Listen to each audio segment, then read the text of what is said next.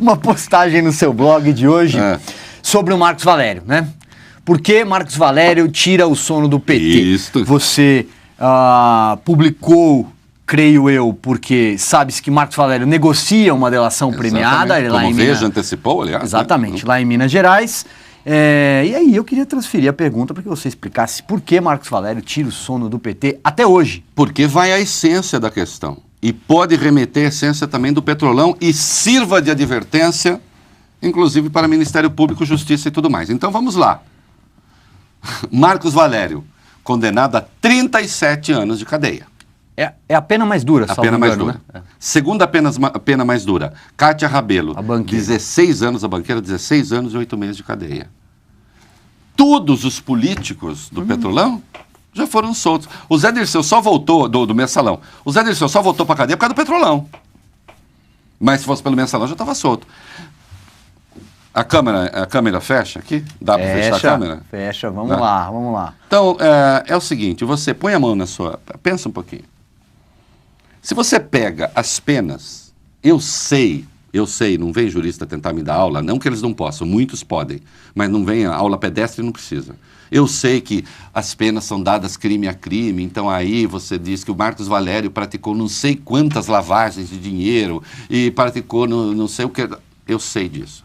O fato é que você tem Marcos Valério condenado a 37 anos, Kátia Rabelo condenada a 16 anos e 8 meses. Fica parecendo que o Mensalão foi uma tramóia feita por um publicitário, empresário, e por uma banqueira, sem políticos.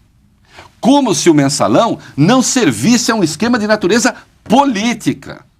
E isso tende a se repetir agora. Ou alguém duvida que os empreiteiros que não fizeram acordo vão levar um nabo fenomenal, do ponto de vista da pena, tudo bem, vão recorrer, etc, tal, mas vão ser condenados. E os políticos, aliás, só político michuruca até agora, só político michuruca, exceção feita Edinho Silva, e agora Jacques Wagner, que nem está sendo investigado, não sei, só tem michuruca lá. Você acha que o Petrolão foi feito por empreiteiros e por políticos michurucas? Não, né? Agora, o que o Valério está dizendo é o seguinte, eu tenho informações a prestar. Em 2012... Em dezembro de 2012, ele prestou um depoimento ao Ministério Público, não sei porque não teve consequências, porque não teve até agora. Ele fez um monte de acusações no depoimento. Ele disse, por exemplo, o dinheiro que pagou os chantagistas do caso Celso Daniel foi pago por José Carlos Bunlai. O dinheiro, talvez um pouco desinformado, disse, o dinheiro era de José Carlos Bunlai.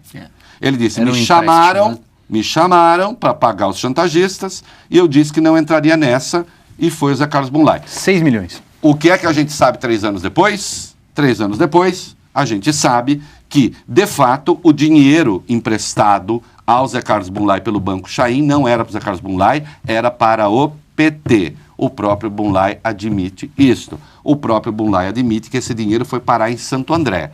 Ele não confirma se foi pagar chantagem ou não, isso não tem. Mas foi parar em Santo André, a coincidência é bastante estranha, não é? O que mais que o Valério disse em 2012? O Valério disse em 2012, os empréstimos fraudulentos, quem se lembra do caso do Mensalão, os empréstimos fraudulentos do BMG e do Banco Rural foram feitos com a anuência do Lula, com a participação do Lula no Palácio do Planalto. Isso está lá, com todas as letras. Né? Mas Portugal Telecom deu dinheiro ao PT com o conhecimento de Antônio Palocci e de Lula. Eu não sei se ele vai refazer todas essas acusações agora. Não sei. Lembro que a Veja tinha dado, 3 meses antes, setembro daquele 2012, a Veja tinha dado uma matéria com que o Valério andava dizendo... Uma capa aos seus amigos. Entre outras coisas, estava lá na matéria da Veja e também está no depoimento de 2012, que ele foi ameaçado de morte pelo Paulo Okamoto. É claro que o Paulo Okamoto nega.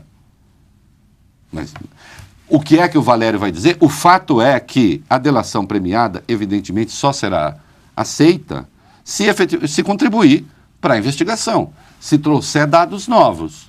Né? O que a delação do Valério eventualmente pode fazer é recolocar o Mensalão no seu devido lugar.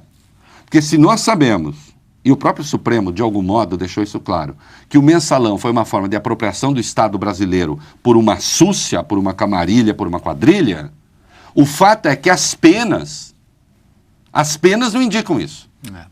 As penas não indicam isso. Como, por enquanto, as penas do Petrolão também não vão indicar. Vão indicar que se quer. Um grupo que tentou assaltar o Estado brasileiro. Como se não tivesse uma dimensão que é claramente política. Então é claro que o Valério pode recolocar o mensalão na ordem do dia. E atenção, mensalão que se casa em muitos aspectos com o Petrolão. Não, no fundo, era tudo uma coisa só. Eles operaram ao mesmo tempo. Eles foram concorrentes, eles ocorreram ao mesmo tempo. Né?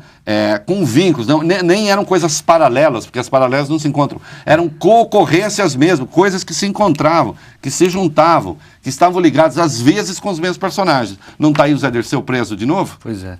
Né? Reinaldo, tem um parêntese interessante que é o seguinte também, né? A lei 12.850 permite sim que delações premiadas sejam feitas já posteriormente às condenações. Né? Artigo 5º do parágrafo 4º da lei. Permite que você, mesmo com a pena já resolvida, se não me engano, pode reduzir em até metade a pena, ou pode mudar a forma de progressão da pena. Né?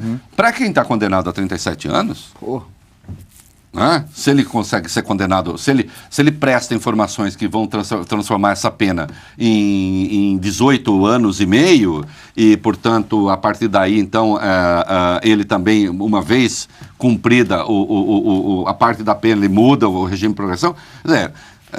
Para gente que está solto, parece que não é grande coisa. Para quem vai passar 37 anos na cadeia, ou 37 anos pelo menos, se não recluso, esses 37, passar uma boa parte desse tempo dentro da cadeia e devendo coisas à justiça, sem direito de ir e vir, é claro que pode ser um benefício e tanto. Agora, também, nesse caso, né, preciso ver se a delação, se ele fornece dados que são relevantes e que ajudem e contribuam para a investigação.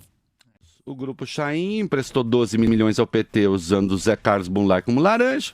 A dívida já estava em 60 milhões. O PT não pagava. Como é que decidiram pagar? O Lula pegou e falou para o Cerveró ajudar ele a fazer o Grupo Chaim operar um navio sonda num contrato de 1,6 bilhão de dólares.